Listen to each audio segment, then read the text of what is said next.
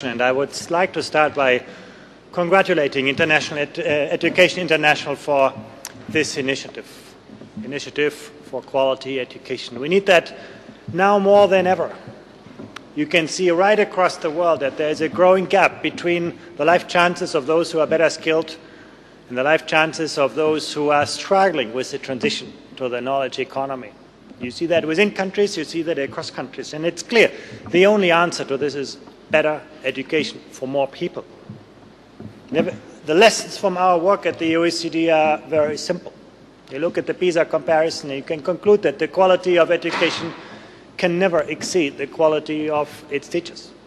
And the quality of teachers can never exceed the kind of work organization, learning organization support that we build around those teachers. So that's really as simple as that. And the challenges are not going to go away. Actually, if you look a little bit to the future, the work for teachers is going to be ever tougher. You can see how income inequality is growing across our countries, and this is right across the industrialized world and also in many other countries beyond that. And you can see actually, again, this is driven by inequality in skills that we have. You can look at this in other ways. You know, if we see a rising share of young people growing up in single households, where are the problems are going to end up on the doorsteps of schools and teachers? We expect teachers to take over a lot of the things that families can no longer provide. Migration. We're seeing a rapidly pacing increase in migration towards the industrialized world. No? Once again, where do the challenges and issues end up on the doorsteps of teachers? Increasing diversity in classrooms, and the trend is not going to be ending here. It's going to be continuing.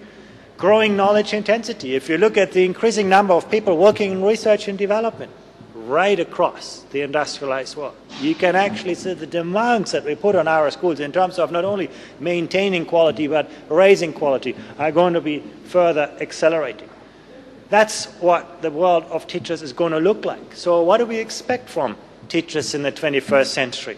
Well, it's not only to do with transmitting lots of knowledge, but also giving students a sense of where they understand themselves, fostering genuine engagement. Lifelong learning is only going to happen if students get not only good knowledge, but actually become motivated learners. It has to be with focusing on lifelong skills-oriented learning instead of just certifying initial education. It has to do with being acutely sensitive to individual differences. This idea of personalizing learning, one of the biggest challenge that teachers report themselves when we surveyed them in our Thales survey. Continual assessment, formative feedback, everyday knowing where are we standing as students, as teachers, as school system. Every day, again, another of those demands placed on teachers. Being demanding to every student. One of the things that our PISA studies show very clearly that students do better where teachers expect a lot from them and where teachers support them individually. Again, one of the things that's going to rise in demand. Fostering relevant learning. Making sure that learning is not only sort of transmitting the knowledge of the past, but actually relating to the future of young people. Again, how do teachers actually are going to manage this? Ensuring that learning is social and collaborative. Why is it so important? Because the world of work increasingly demands the capacity of people to relate well to others, to manage and resolve conflicts, to work with each other. Innovation is no longer you having a great idea and doing a great idea, but about you being able to share your ideas with other people. Promoting connections across subjects.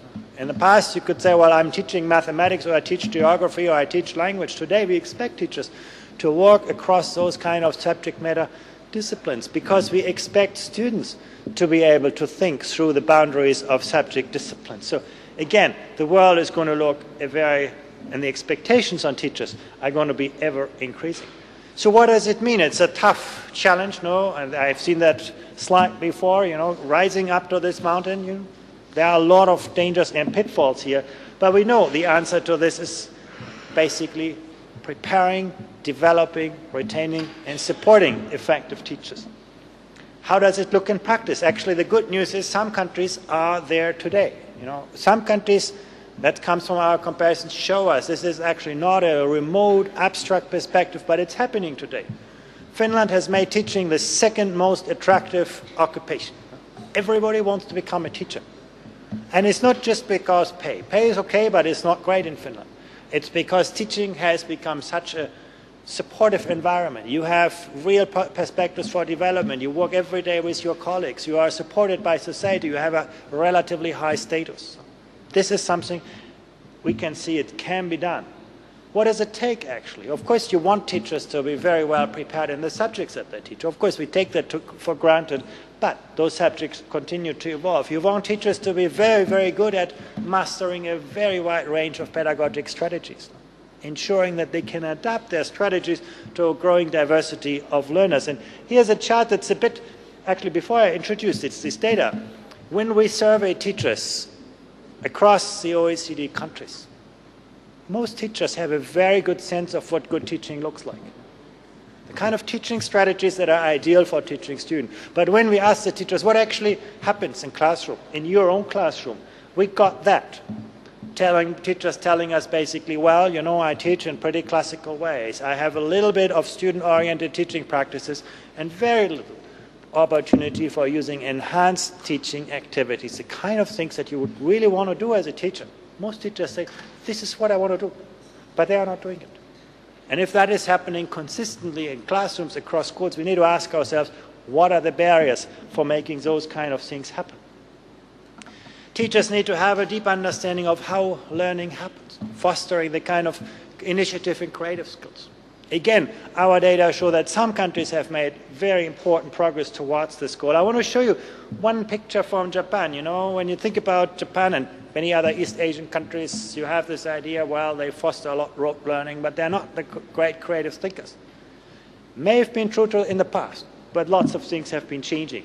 Again, to show you that this can be done. This is basically the performance improvement on different types of tasks. On the left side, you have sort of the classical reproduction of subject matter content that you can test with multiple choice tests. On the right side, you have students' capacity to solve open-ended tasks, where you need to actually produce, create new knowledge. No?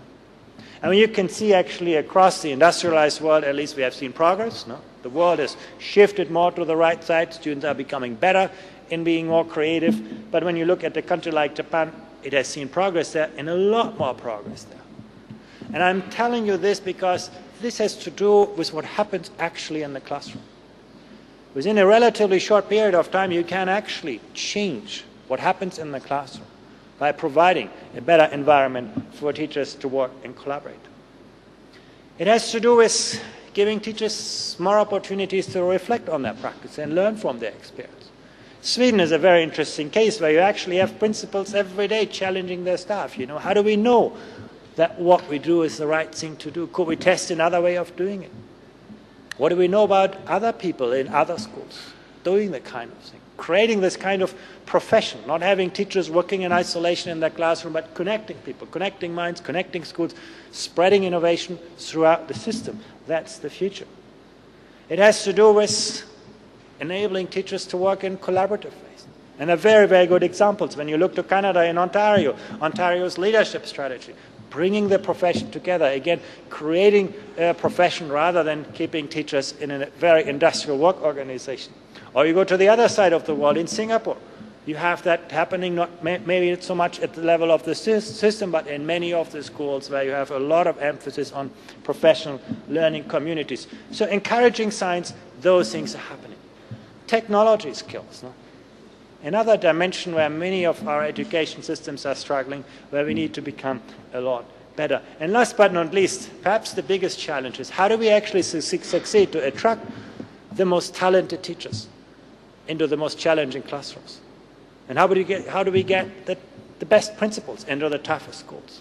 When you look actually in many countries in the OECD, we are becoming better at investing more in education. No? Investment in education in many countries keeps to rise. But we are putting more of the same people into the institutions, and the schools and learning environments in the most disadvantaged areas are suffering most. They get fewer teachers, often teachers with fewer qualifications and so on. So how do we change this? But there are very good examples. Again, China, many provinces in China have made a lot of progress in changing those dynamics, putting the best resources to where they can make most of the difference. one of the things that is very clear from our comparisons is, if you are born in a privileged family, it doesn't matter whether you go to school in Finland or United States or Brazil or China, people come out quite similarly. Where education systems really make a difference is for children that don't have it from their own social background. So what can we actually do as governments to help? That's, of course, a very important question that we at the OECD ask ourselves, and I want to conclude with this. A couple of points. First, of course, and this is the obvious, provide adequate resources to attract, develop, and retain highly qualified teachers. Very simple, still a lot of things to do. Second, make sure that every child benefits from excellent instruction, making sure that we deploy the resources where they actually have an impact. I think there is progress. I'm confident actually in terms of raising more resources. Countries are beginning to understand that education today is their economy and their future tomorrow. So there's flowing more money into education, but there's a lot more work to do to actually allocate those resources properly. But there's uncertainty. Everybody likes the status quo. The world is changing very rapidly. We're very comfortable with the situations in which we work, and systems need to become a lot better at communicating and building support for challenge.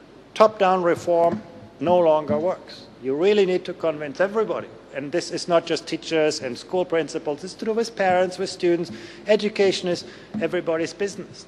Getting people on board, making the case for change. It has to do with making reforms work. And that, again, comes back building consensus, so finding what the right ideas are, bringing teachers into the reform design, not just at the stage of implementation.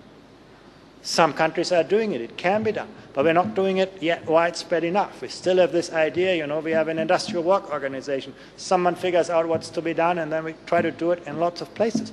It no longer works in the knowledge economy.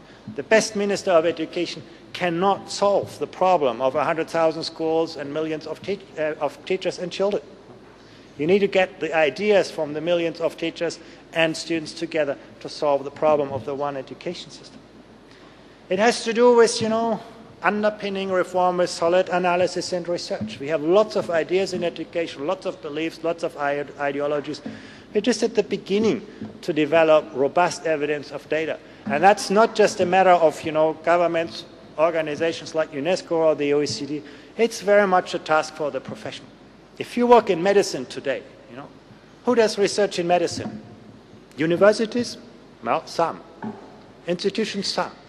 Most of the research in medicine is done by practitioners, people actually who work in the field, who do the work, who know the work. If you look to education, well, there's a big gap between practice and research. We need to become better at this. OECD is working hard on that. You know that. Making teachers active agents, not just, again, in the implementation of reform, but actually in the way in which reforms are designed. Also, we know that, conflict between unions and reform has best been avoided not when unions are weak, but when they're actually strong and when they cooperate with reform and are involved in reform. And again, there are very good examples right across the world, but there are also many bad examples. We have to learn how to do those things better. And finally, in concluding, what is the past? What is the future going to look like? In the past, we could actually be tolerating failure in the system. You only needed a few people to be well educated because a lot of jobs were only requiring poor levels of education. Today, that doesn't work anymore. Education failure has a huge cost for individuals and societies. We also need to think about the kind of skills. In the past, we could think about routine cognitive skills. You teach students something, and that's going to make them successful for their life. Well, today, maybe 10 years down, it works. If you think 20 years down, you're going to struggle if you cannot adapt your knowledge, if you cannot continue to learn, if you cannot manage complex ways of thinking, if you cannot manage complex ways of working. And that has fundamental implications on the quality of teaching. When you can think of, the role of a teacher is just to teach a curriculum, well, you can deal with average people. But when you think about those are the people who have to invent instruction, who have to develop instruction, tailor instruction, personalize learning, you have to rely on a high-quality profession. And those people do not like to work in tayloristic work organizations. No? You never attract, even with doubling or tripling salaries, you're never going to attract high-quality people into a work organization, you know, where they are just exchangeable widgets on an assembly line. You need to think about flat, collegial, differentiated and diverse careers, a challenge for the profession, a challenge for governments.